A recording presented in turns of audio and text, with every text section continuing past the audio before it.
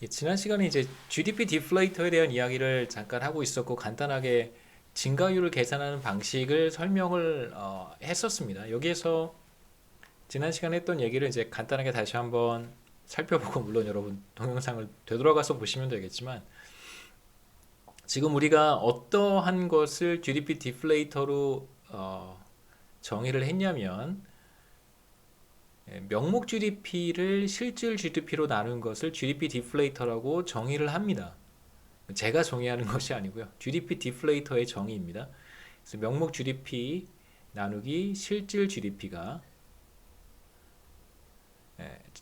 GDP 디플레이터고요. 통상적으로 여기에 100을 곱해서 통상적으로 100을 곱해서 GDP 디플레이터를 계산을 합니다.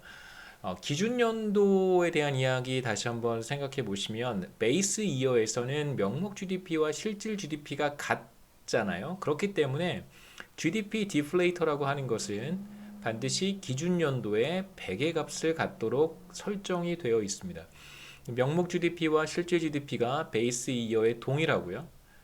거기에 이제 100을 곱해서 명목 GDP와 실질 GDP의 비율에 100을 곱해서 우리가 GDP 디플레이터를 계산을 하는데 기준 연도에는 명목 GDP와 실질 GDP가 같기 때문에 기준 연도의 GDP 디플레이터는 이제 100의 값을 갖게 됩니다. 간단한 몇 가지 공식들을 우리가 첫 번째, 두 번째, 세 번째, 네 번째까지 봤었고요. 네 번째 이야기를 마무리하지 못하고 끝냈는데요. 자, 우리가 지난 시간에 1 플러스 b가 근사적으로 1 over 1 마이너스 b와 같다는 사실을 확인을 했습니다. 자, 지금 이건 GDP 디플레이터죠. 물론 이제 100을 곱해야지만 그렇고요. 1 플러스 b는 근사적으로 1 over 1 마이너스 b와 같다는 것을 우리가 봤고 역수를 각각 취해 보면 1 over 1 플러스 b가 이번엔 1 마이너스 b와 같아지겠죠. 그래서 이제 이 식으로 다시 한번 돌아가 보겠습니다. 자, 분모의 1 플러스 b는 분자의 1 마이너스 b를 곱해준 것과 같을 테니까 새로운 GDP 디플레이터 P 프라임은 지금 이 P가 바로 GDP 디플레이터입니다. 새로운 가격, 새로운 GDP 디플레이터 P 프라임은 이것과 같고요.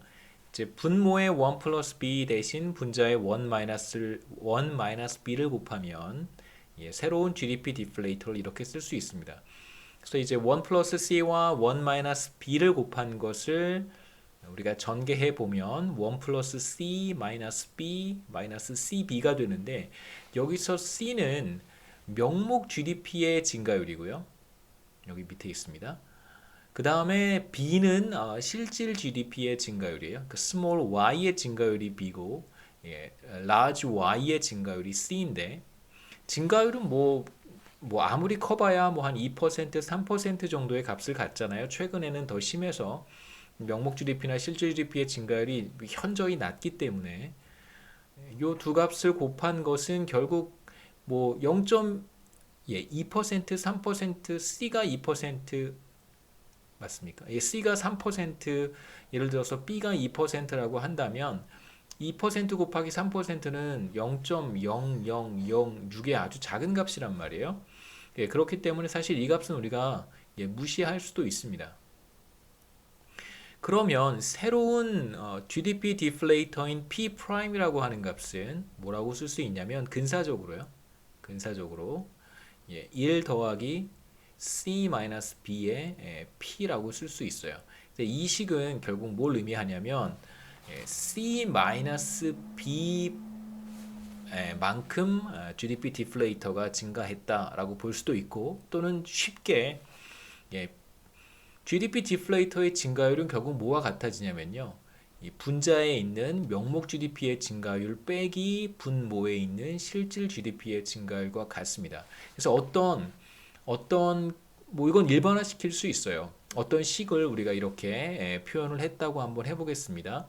그렇다면 P라고 하는 변수의 증가율은 무엇인가 라고 물어본다면 바로 분자의 증가율 마이너스 분모의 증가율과 같다 이렇게 말할 수 있습니다. 그래서 P의 증가율은 분자의 증가율 마이너스 분모의 증가율과 같아요.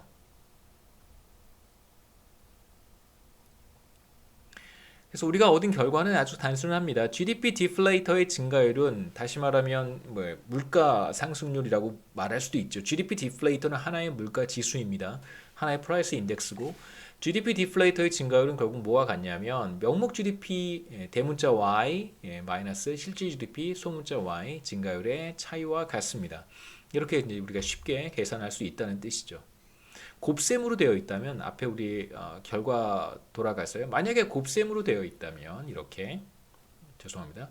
곱셈으로 되어 있다면 자 y의 증가율은 무엇인가 라고 했을 때 첫 번째 변수의 증가율 더하기 두 번째 변수의 증가율입니다. 그래서 이건 우리가 쉽게 이렇게 생각할 수 있어요. 곱셈으로 되어 있는 경우에는 p의 증가율 더하기 small y의 증가율이 바로 대문자 y의 증가율이고요. 분수로 되어 있을 때는 분자의 증가율 마이너스 분모의 증가율입니다.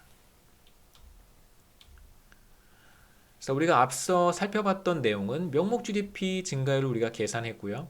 그 다음에 연쇄 가중법을 사용을 해서 실질 GDP의 증가율도 계산을 했습니다. 그래서 각각 라스페로스 지수와 파쉐 지수, 파쉐 기법을 사용을 해서 실질 GDP의 증가율을 계산을 하고요. 이것을 평균해서 우리가 실질 GDP의 증가율 18%를 얻었습니다. 그런데 두 기간 동안 명목 GDP의 증가율이 27.5%였다는 것을 우리가 알고 있어요. 자, 우리가 구하고 싶은 것은 GDP 디플레이터의 증가율인데 GDP 디플레이터라고 하는 것은 자, 앞서도 말씀드렸듯이 명목 GDP 나누기 실질 GDP란 말이에요. 그 다음에 GDP 디플레이터의 증가율은 분자의 증가율 마이너스 분모의 증가율이에요. 다시 말하면 명목 GDP의 증가율 빼기 실질 GDP의 증가율입니다. 그래서 27.5%에서 18%를 빼면 9.5%가 되고요. 이게 바로 우리가 궁금해하는 GDP 디플레이터의 증가율이 돼요. 다시 우리 원래 질문으로 돌아가서 2019년과 2020년 사이에 명목 GDP가 27.5% 증가했습니다. 명목 GDP라고 하는 것은 기본적으로 가격의 변화와 생산량의 변화가 모두 다 포함이 되어 있어요. 27.5%에는 가격의 상승분도 들어가 있고 생산량의 증가분도 들어가 있습니다. 과연 얼마만큼이 생산량의 증가에서 온 것이고 27.5% 중에서 과연 얼마만큼이 가격 상승에서 온 것인가 우리가 비교해 본다면 전체 27.5% 중에서 대략 한 3분의 2 정도는 생산량의 증가에서 온 거고요. 나머지 3분의 1 정도는 가격의 상승에서 온 것이다라고 이제 우리가 결론을 내릴 수 있겠죠. 그래서 이 장의 마지막 주제는 국가 간의 경제 성과, 다시 말하면 국가 간의 GDP를 어떻게 비교할 수 있을까에 대한 질문인데 가장 핵심이 되는 것은 이제 포인트는 국가마다 서로 다른 화폐 단위를 사용을 합니다. 어떤 국가는 US 달러를 사용하는 국가도 있고 또 어떤 달러는 뭐 캐나다는 캐네디언 달러를 쓰고요. 또 어떤 국가는 뭐 페소를 쓰기도 하고 또 어떤 국가들은 유로를 쓰기도 합니다. 그러니까 국가마다 서로 다른 이제 화폐 단위를 사용을 하는데 한국은 원화를 사용을 하고요. 이러한 국가들 사이의 경제 성과의 차이를 비교하기 위해서는 이제 화폐 단위를 동일하게 맞춰줘야 돼요. 일반적으로는 이제 US 달러를 사용을 해서 혹은 유로화를 사용을 해서 이제 화폐 단위를 맞추고 GDP를 비교할 수 있겠죠. 혹은 1인당 GDP를 비교할 수 있겠죠. 보통 우리는 이제 구체적으로 이러한 작업들을 일일이 할 필요가 없습니다. 뭐 월드뱅크라든가 IMF라든가 OECD라든가 이런 이제 기구에 가 보면 GDP에 대한 데이터를 US 달러로 다 계산을 해서 저희가 하지 않더라도 이들 국가들이 다 해서 데이터를 공표하기 때문에 우리는 그냥 뭐 주어진 데이터를 활용하면 되는 것이고요. 우리가 이제 이 섹션을 통해서 확인하고 싶은 것은 실제로 GDP를 계산을 하는 과정에서 우리가 간과할 수 있는 문제들 또는 어떠한 측면에서 국가 간 소득 격차를 비교하는 것이 어떨 때는 조금 차이를 만들어낼 수 있고 또 어떨 때는 비교적 정확하지 못한 비교를 할 수밖에 없게 되는가, 이런 좀 조금 더 이제 근본적인 펀더멘탈한 질문들을 던지고 싶어요. 간단하게 뭐 계산하는 방법 자체가 우리들한테 의미가 있는 것은 아니고요. 그러니까 왜 그러한 계산 방법이 그런 계산 방법을 제안하는가, 이런 얘기들을 여러분 조금 더 비중 있게 생각하고 이제 보셨으면 좋겠습니다. 서로 다른 화폐를 사용하는 두 나라의 GDP를 비교하기 위해서는 이제 적절한 환율을 사용해서 동일한 화폐 단위, 뭐 US 달러일 수도 있고요, 유로화일 수도 있습니다. 변환해야 되겠죠. 한국의 GDP와 미국의 GDP를 비교할 때 한국의 GDP를 달러로 바꾸는 것이 이제 일반적이고요. 시장 환율을 사용할 경우 발생할 수 있는 이제 두 가지 문제점을 한번 생각해 보겠습니다. 물론 이제 한국 원화를 US 달러로 변환할 때, 그러니까 한국의 GDP를 US 달러로 변환할 때 우리가 시장 환율을 사용할 수도 있습니다. 근데 실제로 시장 환율을 사용하지 않아요. 왜 그러냐면 두 가지 문제점이 있는데, 첫 번째는 뭐 우리가 주식 시장 뭐 혹은 뭐 여러 시장들을 여러분 이렇게 관심이 있게 보시면 뭐 금리도 마찬가지고요. 뭐 매일매일 시시각각으로 그 지표가 변하는 것을 확인할 수 있습니다. 대표적으로 환율 외환 시장도, 외환 시장에서 이제 환율이 결정이 되잖아요. 자, 환율도 변동성이 굉장히 심한 경제 지표 중에 하나입니다. 시장 환율은 변동이 굉장히 심해요. 두 번째 중요한 특징은 외환 시장에 누가 참가하는가를 생각해 보시면, 뭐 현대에 들어서 현재 외환 시장에 참가하는 다수의 참가자들은 사실 금융 거래를 위한 사람들이 굉장히 많습니다. 그러니까 주로 금융 거래를 목적으로 달러를 필요로 하거나 혹은 이제 달러를 공급하거나 달러를 수요하는 것이고요. 두 번째는 이제 수출과 수입을 목적으로 하는 것이죠. 재화 거래, 수출 수입을 목적으로 합니다. 이제 과거에는 수출 수입을 목적으로 하는 이제 그 목적으로 외환시장에 참가하는 사람들의 비중이 훨씬 더 많았고요. 최근에는 이제 뭐 자본시장에 참여하기 위해서 국내에 있는 투자자들이 외국 시장에 참가해서 들어올 때 이제 외환 시장을 통해서 들어와야 되는 거잖아요. 예를 들어서 외국 금융 상품에 투자를 했습니다. 그래서 그것을 원화로 바꾸려면 반드시 이제 국내 외환 시장을 거쳐야 되는 것이죠.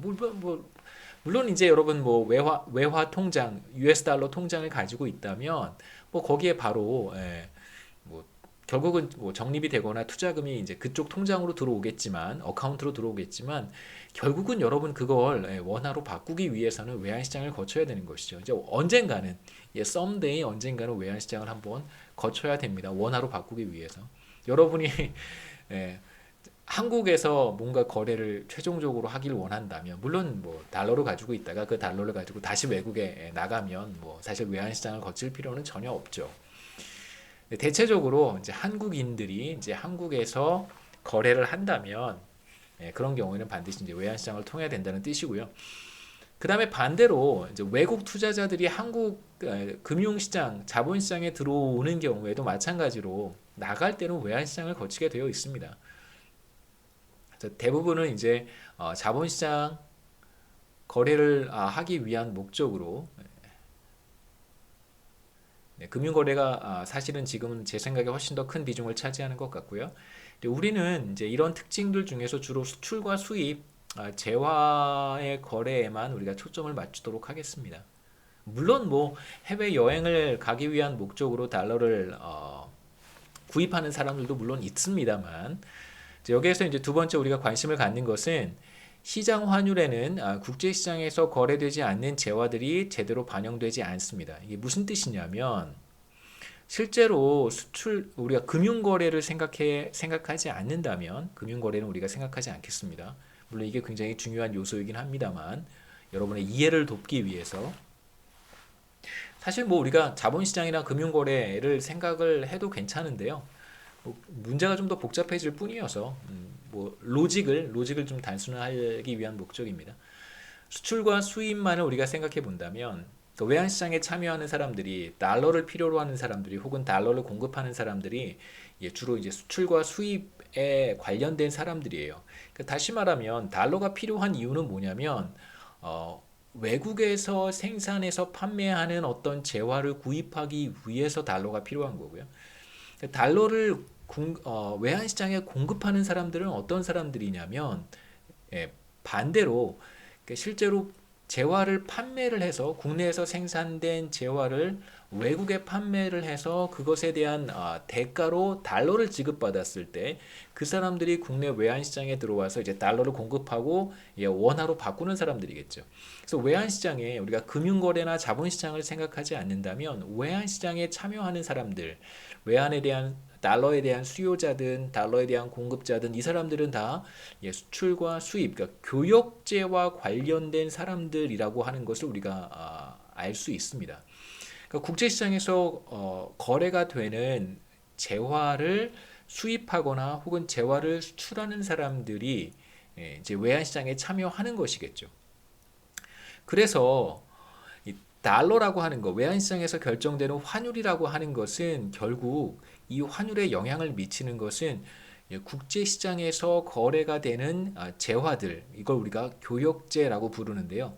교역제와 교역제들과 그 다음에 다양한 금융거래에 의해서 이제 환율이 결정된다는 것을 우리가 알 수 있습니다. 그래서 외환시장에는 사실상 국제시장에서 거래가 되지 않는 재화들의 가격은 사실 반영되지 않아요. 이게 무슨 뜻이냐면 국제시장에서 스마트폰이 거래가 됩니다. 우리도 스마트폰을 생산을 해서 수출을 하고 또 외국에서 생산된 스마트폰을 우리가 수입을 하고 소비를 하기도 하겠죠. 자, 그러면 외환시장에 우리가 자본거래, 금융거래를 생각하지 않는다면 외환시장에서는 대체적으로 스마트폰에 의해서 환율이 결정될 거라고 생각할 수 있습니다.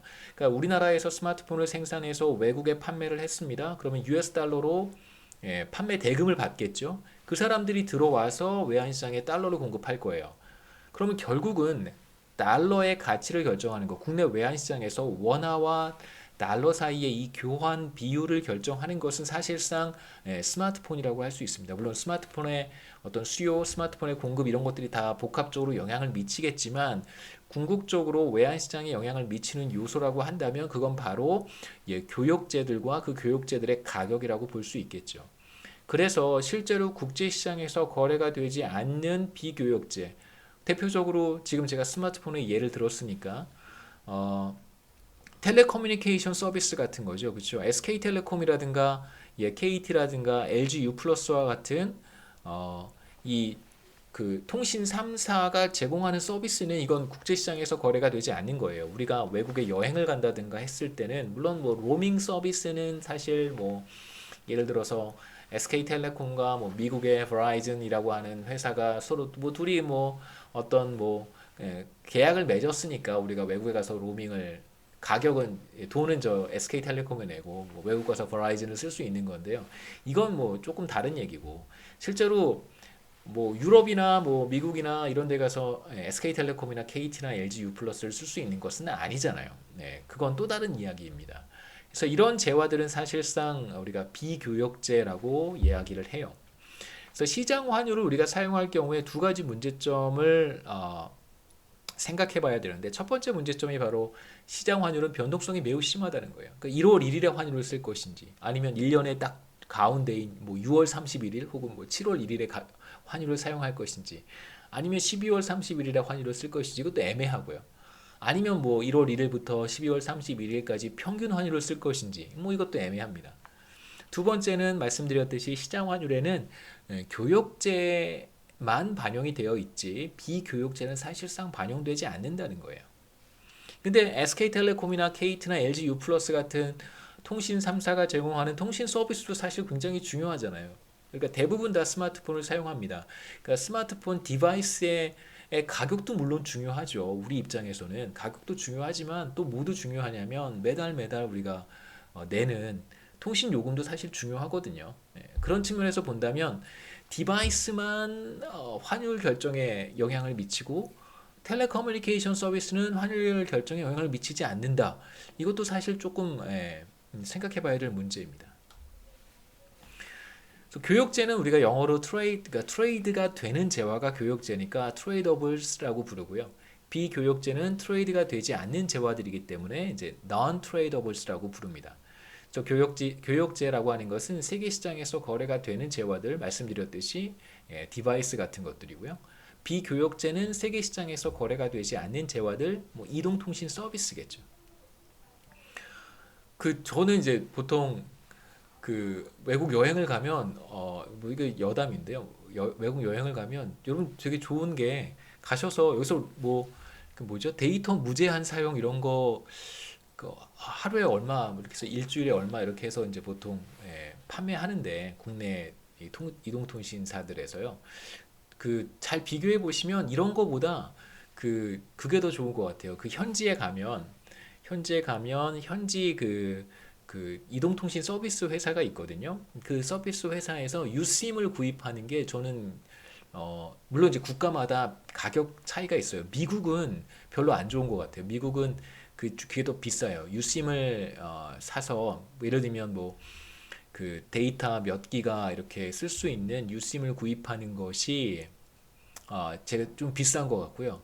제가 전에 이제 다른 국가들 러시아랑 이집트 갔을 때는 굉장히 싸더라고요. 그게 한국에서 말이 데이터 무제한이지 뭐 몇 기가를 넘어서게 되면 그때부터는 이제 속도가 현저히 떨어지잖아요. 그런 거보다 훨씬 더 저렴했던 것 같아요. 그래서 이집트에서 유심을 구입한 적이 보다폰, 유럽에서는 보다폰 많이 쓰니까 이집트 갔을 때 보다폰 통해서 유심 썼던 것도 괜찮았고요. 그 다음에 이제 러시아 갔을 때도 유심 구입해서 썼는데 굉장히 좋았습니다. 그러니까 뭐 실제로 현지 통화를 뭐 할 수도 있고, 그 다음에 주로 이제 데이터 사용하는 건데요. 뭐 특정 장소에 있을 때 뭐 와이파이가 되면 괜찮겠지만 뭐 계속 대중교통으로 이동하고 이럴 때 와이파이가 안 되는 지역에서는 사실 제 생각에는 뭐 데이터 속도는 느리지만 뭐 나쁘지 않았던 것 같습니다. 네.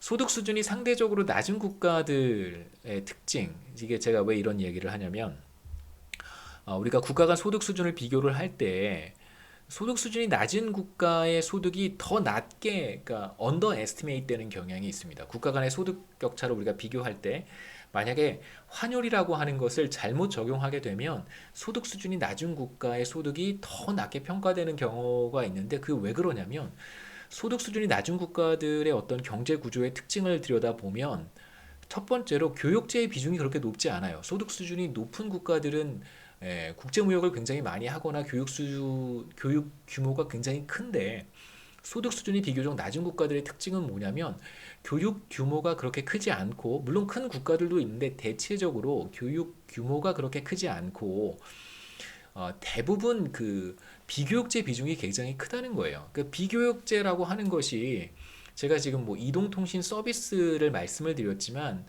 소득 수준이 낮은 국가에서 대체적으로 비교육제라고 한다면 그러니까 노동 집약적인 산업을 가리키는 경우가 많습니다.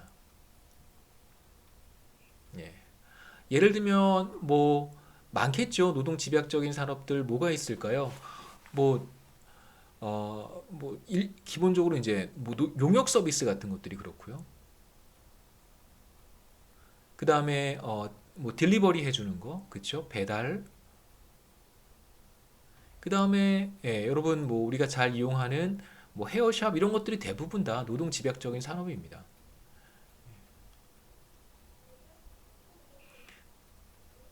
그러니까 소득 수준이 낮은 국가에 가면 갈수록 사실 이런 노동 집약적인 형태의 산업들이 많고 이것을 통해서 생산되는 재화와 서비스의 비중도 상당히 높다고 볼 수 있겠죠.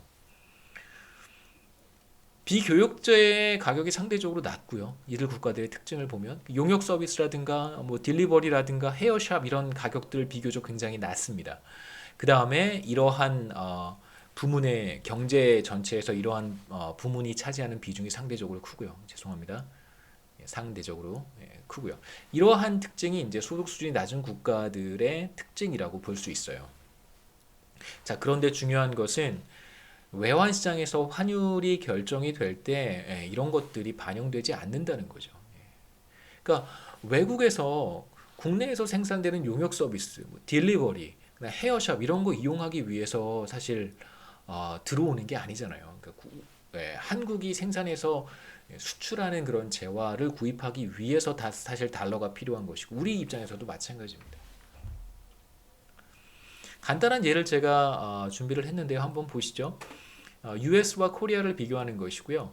1인당 자동차 생산량은 이제 1인당으로 표시한 이유가 이렇게 해서 이제 계산을 하면 간단하게 1인당 GDP를 계산할 수 있기 때문에 그래요. US에서는 1인당 자동차 생산량이 4대고요. 그 다음에 코리아는 1인당 자동차 생산량은 1대. 그 다음에 1인당 대학 교육의 생산량은 US가 400시간, 그 다음에 코리아는 100시간입니다. 그 다음에 자동차의 가격은 대당 US에서는 $10,000고요. 현지 가격 표현을 했습니다. 그 다음에 자동차는 한국에서 한 대에 1,000만 원. 대학 교육의 가격은 US에서 시간에 $200고요. 그 다음에 대학 교육의 가격은 1시간에 한국에서는 이제 10만 원이라고 제가 한번 제가 그냥 막 만들어낸 숫자입니다. 근거는 없고요. 여기 주해서 제가 만든 거예요. 저자. 소스는 없습니다. 1인당 GDP 간단하게 계산할 수 있어요. 왜냐하면 자동차 생산량도 제가 1인당으로 표현을 했고 대학 교육의 생산량도 제가 1인당으로 표현을 했습니다. 다른 재화는 생산하지 않고 자동차와 대학 교육만을 생산합니다. 요즘 다 온라인 강의여서 사실 대학 교육도 수출할 수 있으면 수출할 수 있고 수입하면 뭐 수입할 수 있어서 얘가 그렇게 적절한 것 같지는 않지만 우리 만나서 이제 수업해야죠. 언제까지 이렇게 하겠습니까? 그러니까 대학 생활이라고 하는 것이 그러니까 대학교라고 하는 것은 초, 중, 고등학교도 그렇고요. 대학교라고 하는 것도 사실 이게 사실 대학 생활이 아니잖아요, 여러분. 이게 대학 교육이 아니고 이게 대학 생활이 아니라고 저는 생각합니다. 여러분들끼리 만나는 이런 시간도 굉장히 중요하고 캠퍼스에서의 생활, 그 다음에 캠퍼스 커뮤니티라고 하는 것을 이제 여러분 경험하셔야 되는 것이고요. 그게 이제 여러분의 사회니까 여러분의 커뮤니티인 거잖아요.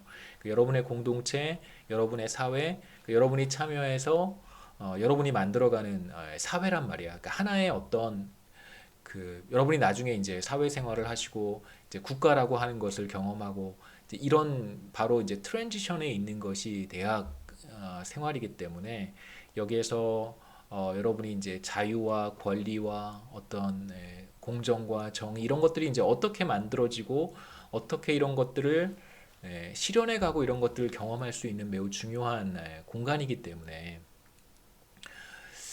캠퍼스 생활은 굉장히 중요하다고 생각하고요. 특히 또 기숙사 생활도 저는 전 못 해봤지만 집이 서울이어서 집은 서울이고 물론 미국에서는 했습니다만 그게 그러니까 학부 학생이 아니라 박사과정 학생이기 때문에 박사과정 학생은 캠퍼스에 못 살아요. 캠퍼스 안에서 살 수 있는 학생은 학부 언더 학생들만 캠퍼스 안에 살 수 있고 특권이에요, 여러분. 캠퍼스 안에서 살 수 있다는 건 이게 우리 한국의 실정이 조금 이게 좀 항상 그렇지만 이게 그러니까 캠퍼스 라이프라고 하는 거는 굉장히 서구적인 문화잖아요. 근데 그게 한국에 들어올 때는 되게 이렇게 형식만 들어오는 외국에서 생긴 게 한국으로 들어올 때는 제가 봤을 때 이게 다 들어와야 되는데 그것의 어떤 철학이라든가 그게 지향하는 가치라든가 어떤 이런 것들이 이게 다 와야 되는데 대부분 보면 이렇게 포맷만 들어오는 경우가 많습니다.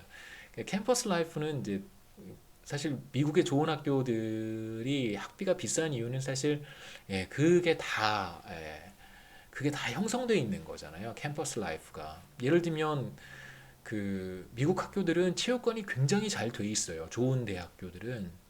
제가 이 얘기만 드리겠습니다. 캠퍼스에 매우 중요한 게 이제 스포츠고요. 스포츠와 여러 가지 이제 활동 액티비티잖아요. 그래서 프레터니티나 서러리라고 해서 동아리 활동, 이제 동아리 활동도 굉장히 잘 되어 있고 동아리들에게 우리로 하면은 집 한 채 단독 주택 같은 것들 캠퍼스에 좋은 프레터니티나 서러리리 같은 경우에는 집 한 채의 동아리 방이 있어요. 캠퍼스 안에. 그러니까 한 2층짜리 단독 주택이 동아리 방이에요. 그 대단한 거예요. 그게 그 학교가 주는 굉장히 중요한 이제 서비스고요. 그 다음에 체육관 굉장히 좋습니다. 체육관에 실내 인도어 트랙도 깔려 있고요. 그 다음에 농구장, 인도어 농구장 막 5개, 6개씩 있고요. 그 다음에 테니스 코트도 막 5개, 6개씩 인도어로 다 되어 있고, 그 트랙도 있고, 실내 트랙이 있어요. 물론 이제 실외 트랙도 당연히 있죠. 그 풋볼장이 트랙이잖아요. 풋볼장 따로 있고, 트랙 있고, 그 다음에 저쪽 가면 사커, 사커 할 수 있는 또 축구장 또 따로 있고, 그러니까 미식 축구장 따로 있고, 그 다음에 이제 사커 축구장 또 따로 있고, 그다음에 실내 수영장 또 따로 있고요. 근데 학교마다 다르지만 다이빙 할 수 있는 데도 있고, 다이빙 풀도 따로 있고, 거의 뭐 올림픽 선수촌 비슷하게, 그거보다 축소판이긴 하지만 다 되어 있고요. 학생들한테 무료입니다. 그러니까 학비를 내는 학생들한테 다 무료고요. 그 저기 교수들하고 직원들은 유료예요. 여러분 이거 잘 알아두셔야 돼요.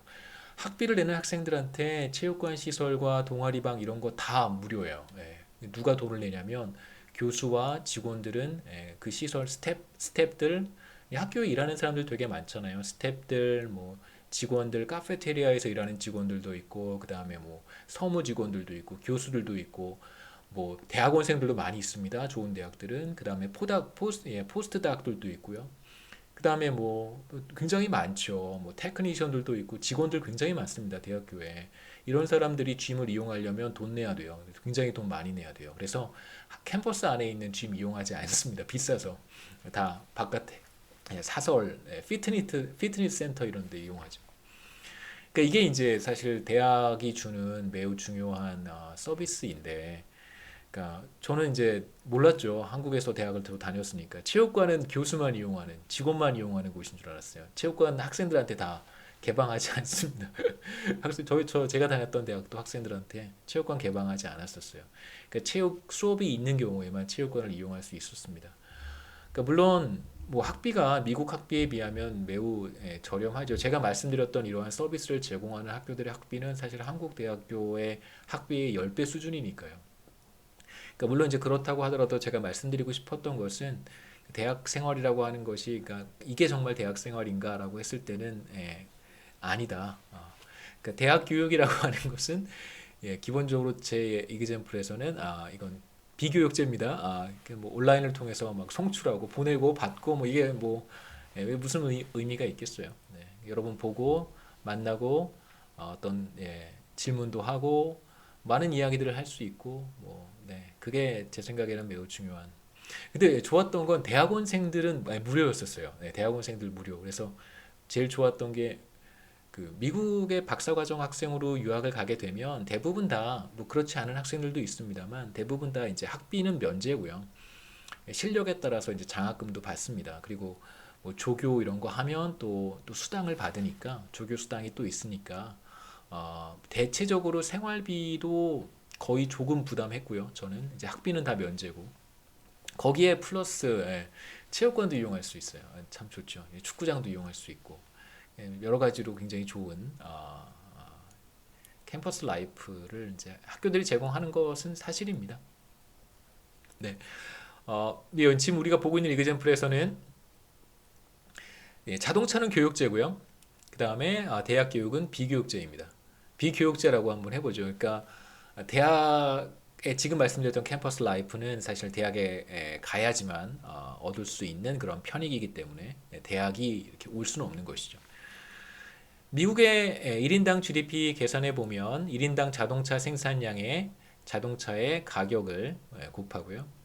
그 다음에 대학 교육 400시간의 대학 교육의 가격을 곱해서 12만 달러를 계산을 했습니다. 한국의 GDP는 당연히 원화로 표현을 하고요.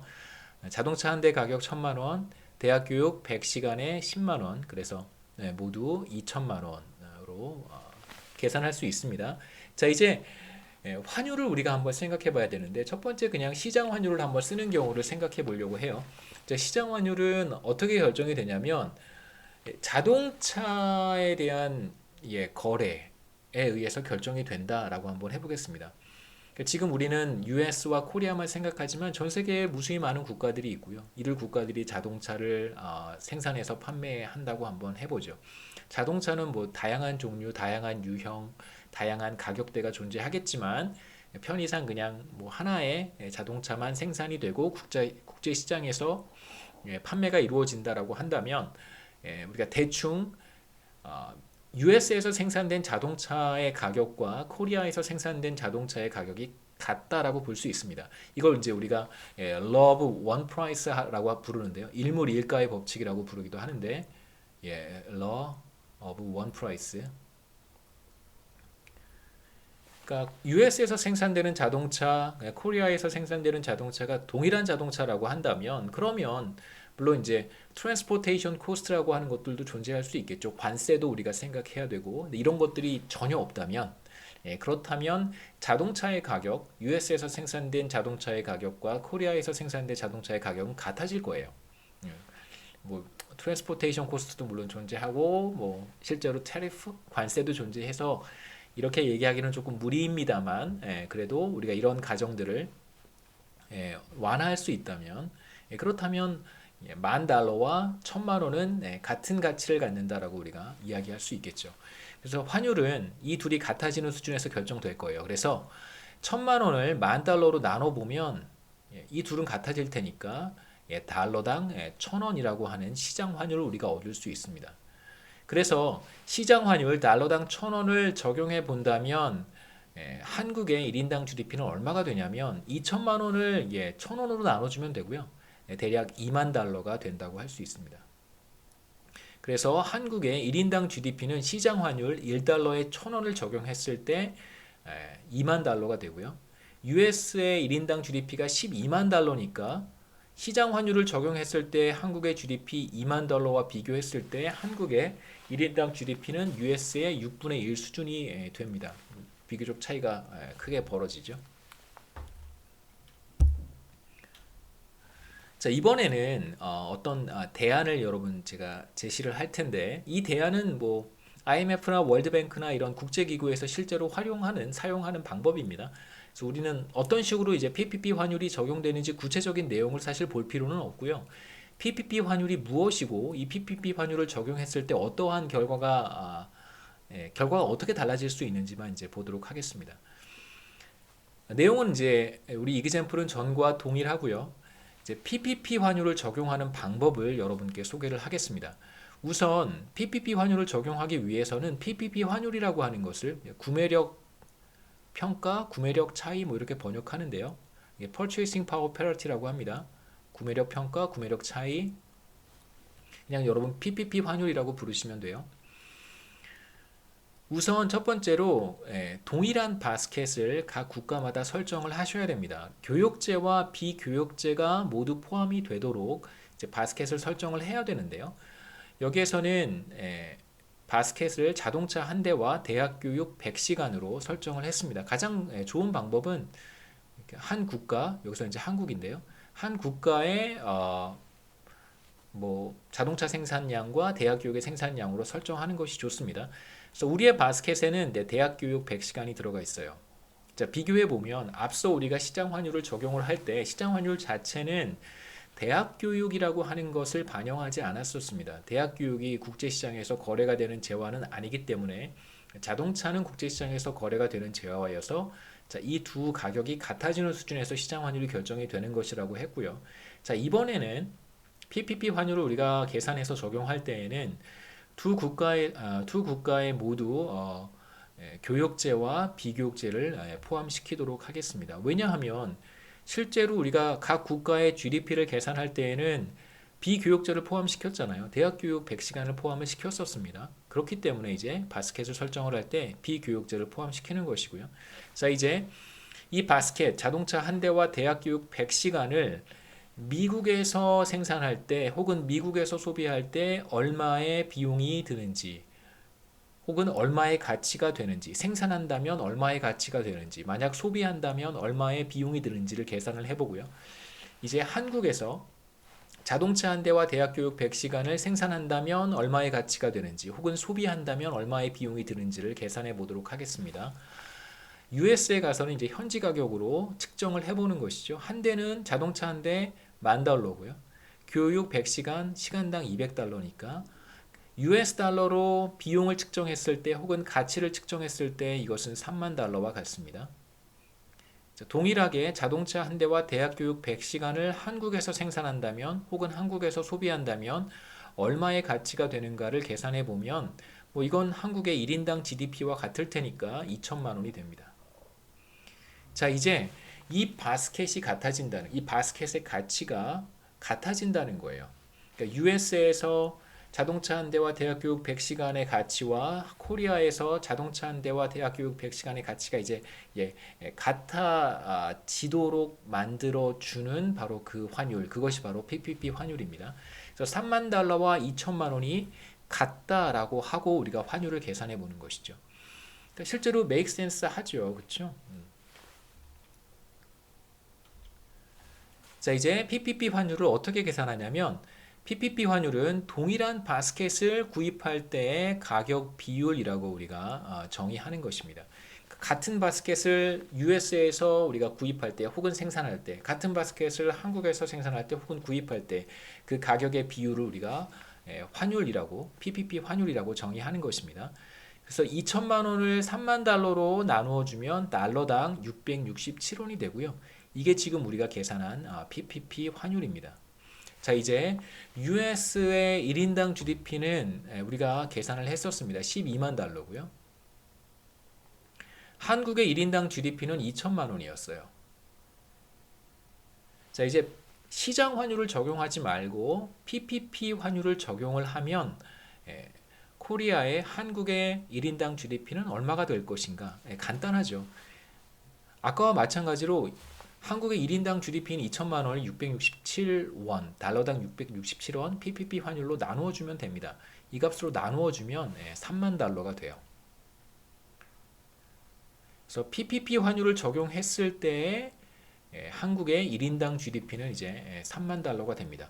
그래서 US의 1인당 GDP 12만 달러와 한국의 PPP 환율을 적용했을 때의 1인당 GDP 3만 달러의 비율을 계산해 보면 이제 한국의 1인당 GDP가 US의 4분의 1 수준이 된다는 것을 확인할 수 있죠.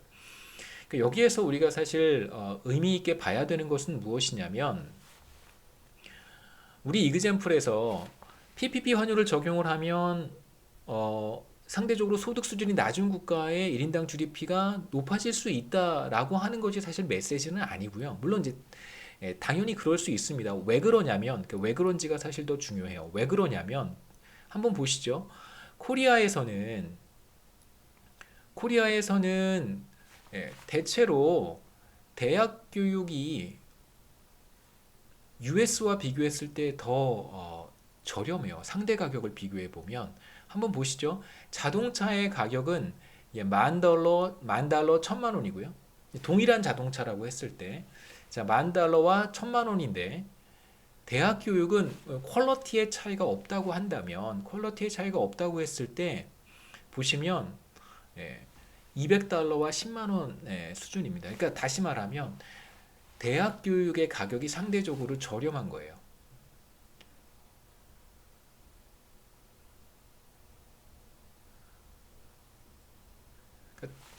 다시 말하면 비교육제의 가격이 상대적으로 낮다라고 볼 수 있습니다. 이렇게 자동차의 가격과 비교했을 때 대학 교육의 가격이 상대적으로 낮다, 그러니까 상대적으로 이제 저렴하다라고 우리가 이야기할 수 있는 것이죠. 자, 그런데 상대적으로 저렴한 대학 교육이 한국의 GDP의 하나의 컴포넌트란 말이에요. 그렇다면 이걸 우리가 시장 환율을 적용을 해서 계산해 보면 당연히 상대적으로 저렴한 대학 교육이 포함이 되어 있기 때문에 한국의 1인당 GDP가 이제 과소평가될 수밖에 없겠죠. 실제로 소득 수준이 낮은 국가에서는 이러한 재화들이 이러한 서비스들이 많이 포함이 되어 있습니다. 아까도 제가 말씀드렸지만 뭐 용역 일종의 이제 용역이라든가 혹은 뭐 딜리버리라든가 그러니까 순수하게 레이버에 의해서 생산되는 서비스들이 비교적 높은 비중을 차지하는 국가에서는 그러한 재화들이 비교적 싸단 말이에요. 소득 수준이 낮은 국가에 가면 대체적으로 인건비가 항상 그런 건 아니지만 대체적으로 노동 비용이 낮고요. 그러니까 인건비가 저렴하고 그렇기 때문에 노동을 투입해서 생산하는 재화의 가격도 상대적으로 낮습니다. 그런데 그러한 재화와 서비스가 국가 경제의 GDP에 매우 높은 비중을 차지하고 있다면 당연히 지금 여러분 우리 한국의 이그젬플에서 볼 수 있는 것처럼 당연히 1인당 GDP가 추정될 수밖에 없어요. 그러니까 언더 에스티메이트 될 수밖에 없습니다. 시장 가격을 우리가 이용을 해서 측정하게 된다면. 그래서 그걸 이제 보완하기 위해서 바스켓이라고 하는 것을 만들고 그 바스켓을 A라고 하는 국가에 갔을 때 얼마만큼의 비용이 발생하는지, B라고 하는 국가에 갔을 때 얼마만큼의 비용이 발생하는지를 이제 한번 측정을 해서 그걸 비교해 보겠다는 것이죠. 여기까지가 1장의 내용이고요. 다음 이어지는 동영상에서 2장의 내용을 보도록 죄송합니다. 3장의 내용을 보도록 하겠습니다.